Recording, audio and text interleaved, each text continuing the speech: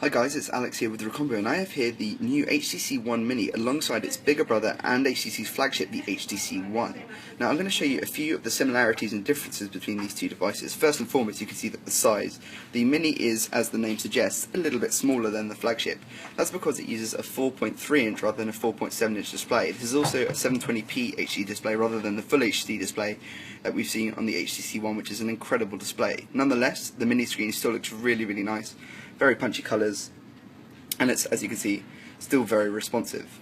There's a few other differences that kind of are apparent from this front view. First and foremost, you can see the edge of the whole phone. The white plastic around the edge is a little bit thicker, and if I actually put them side by side, you can actually see that the white plastic is not only glossier, but it's also thicker, and it kind of bands further along the edge of the device. Whoops.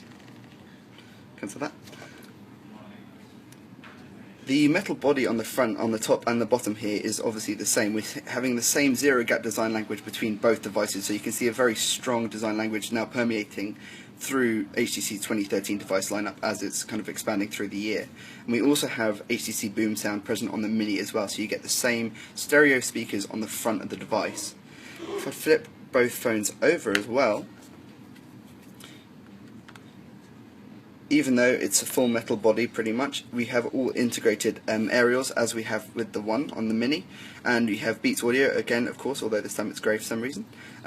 Also a few split lines, but less actually than the One. It actually looks a little bit less fussy, a little bit more refined, and it's probably as a result of the time they've had to kind of adapt the One's design down to the Mini form factor.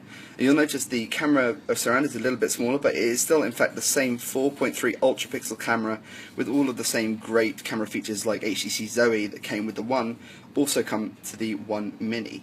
The only major difference with the cameras is that the optical image stabilization system in the One does not feature on the One Mini, and also there's no NFC under these backplates. So if you want a bit more connectivity, you can go with the One. If you're not happy without, then the One Mini will still serve you perfectly well. The interface itself is, let's wake that back up. On both devices, as you can see, we have HTC Blink Feed here, so they're both running Sense 5.0, whilst the Mini runs 4.2.2, Android 4.2.2 out the box with HTC's own tweaks and changes.